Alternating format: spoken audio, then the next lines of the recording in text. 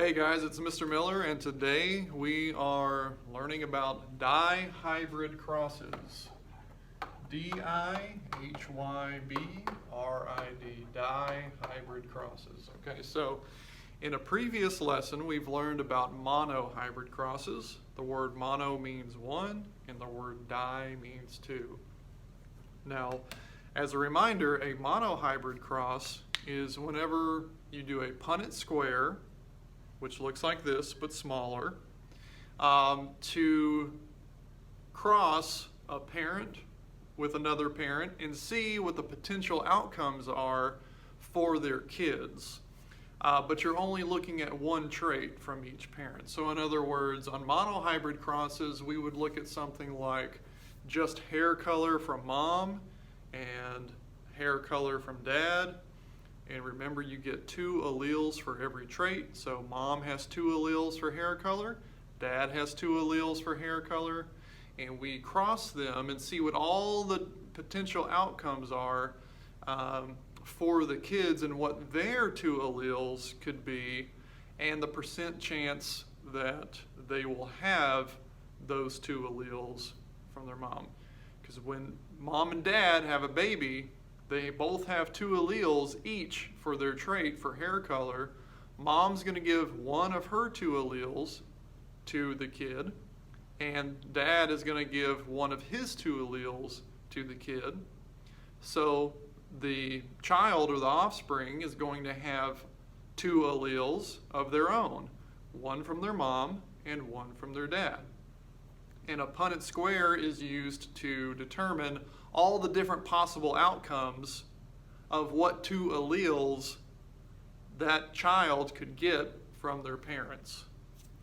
But it's only talking about one trait when you're talking about monohybrid crosses, which is what we've talked about previously. But today we're going to be looking at dihybrid crosses. We're going to perform a dihybrid cross where we're actually going to compare 2 traits.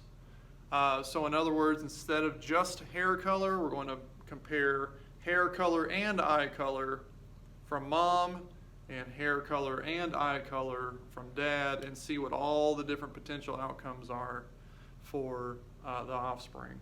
Okay, so this is just like a monohybrid cross, only we're doing 2 traits instead of just one. So I'm going to read a question that I have here in front of me, and then I'm going to show you how to do a dihybrid cross. Okay, so let's get started. The question that I'm reading here in front of me that you can't see, but we're going to go through it together, so just make sure to pay attention here.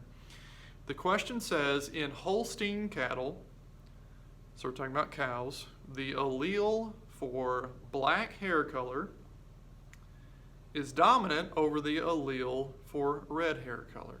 Okay, so now we are going to be comparing 2 traits, but it just talked about the first trait just now, and let's stop there and then we'll go back to the question in a second. So we know that one of the 2 traits that we're talking about today is hair color. So over here in trait 1, I'm going to write hair color.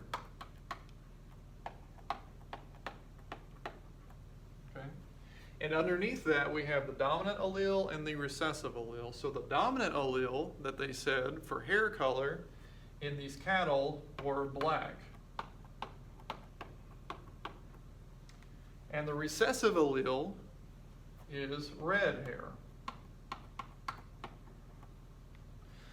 So we're going to use a capital B to represent black, and we're going to use a lowercase b to represent red. Now you might think, well, why won't I use an R to represent red? Because red starts with R, so that makes sense, but it doesn't. I promise it will get very confusing if you do that. You always want to use the same letter, you just want to use a lowercase version instead of an uppercase version. Okay, so use the same letter as the dominant, just make it lowercase. So that's the first trait, but remember, we're comparing 2 traits. So let's see what the second trait is. The second trait, the question continues, it says the allele for polled, which in cattle being polled, P-O-L-L-E-D, means that you do not have horns. So the allele for not having horns, polled, is dominant over the allele for having horns. So trait 2 is horns. Do we have them or do we not have them? The dominant allele is polled, which means no horns. So I'm just going to write no horns. I'm not going to write polled because let's just write what it means. And we're going to make that capital P. And the recessive allele is having horns. So we're going to use a lowercase p for that. Okay. So now we have our two traits, hair color and horns. We know which one is dominant. We know which one is recessive. We have letters to represent each one. Now all we have to do to complete the dihybrid cross is to know what the parents are. Now these questions will have to tell you what the parents are. And it tells you that the parents are both heterozygous for each trait. Okay? So remember, in a previous lesson we learned that heterozygous means that you have one big letter and one small letter for that trait. Or one big allele, dominant allele, and one lowercase recessive allele for that trait. So it's a mix, one big, one little. Okay, so what I'm going to do now is I'm going to write parent 1's genotype. Remember, the genotype is what alleles you have. I'm going to write the genotype for parent 1 here, and it's going to be big B, little b, heterozygous for hair color, one big, one little. And horns, it's heterozygous as well. It's big P, little p. Okay? Parent 2 is the same. Parent 2 is also heterozygous for both traits. So I'm just going to write the same thing. Big B, little b, big P, little p. Okay? But now what do we put in these squares? Now when we did monohybrid crosses, we only put one letter in each square, but that's because we were only looking at one trait. Now we're going to put two letters in each square because we're going to put one letter for each trait in each square. Okay? So we're going to have a B and a P in this square, a B and a P in this square, a B and a P in this square, a B and a P in this square. One letter from each trait. The question is, are the B's and P's going to be dominant, recessive, big, little? What are they going to be? Here's how you do this, okay? In math, there's this method called FOIL, first, outside, inside, last. First, outside, inside, last. FOIL. We're going to apply that same concept here. Okay, so we're going to take the first letter from each trait, the B's and the P's. We're going to take the first letter from each one. So the first B is a big one, a big B.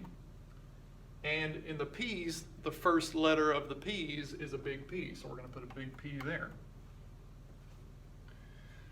Then we're going to do the outside.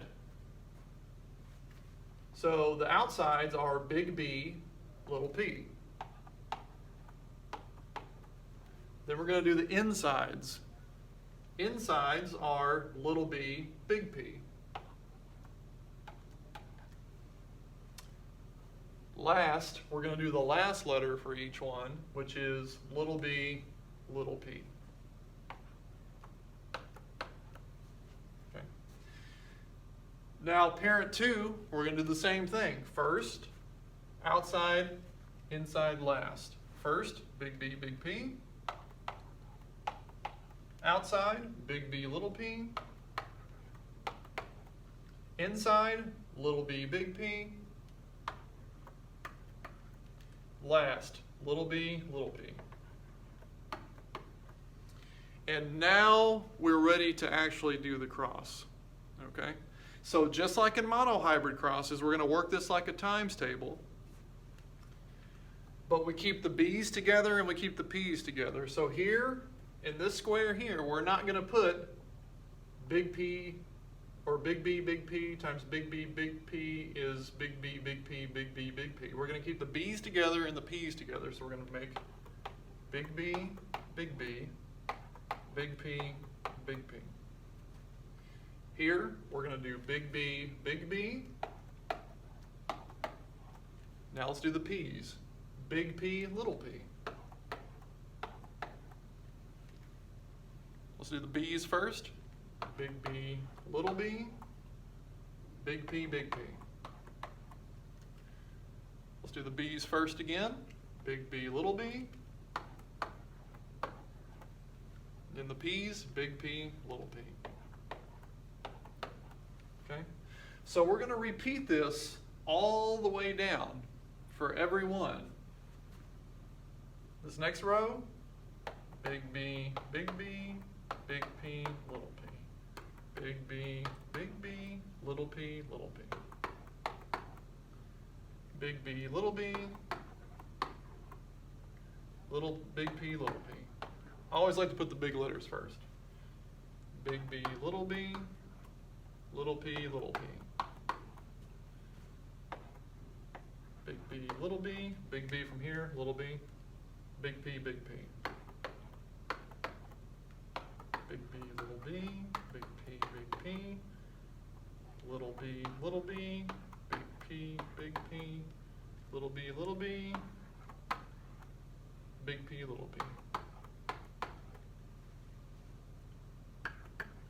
Big B, little b, big P, little p. Big B, little b, little p, little p. Little b, big P, little p.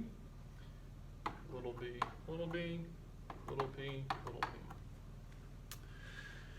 So it might look big and scary and complicated, and this is very cluttered, I know, okay? But this is how you do it. And once, you know, it's the same concept, you just get in a rhythm, and then you can knock it out real quick, just like I did, okay?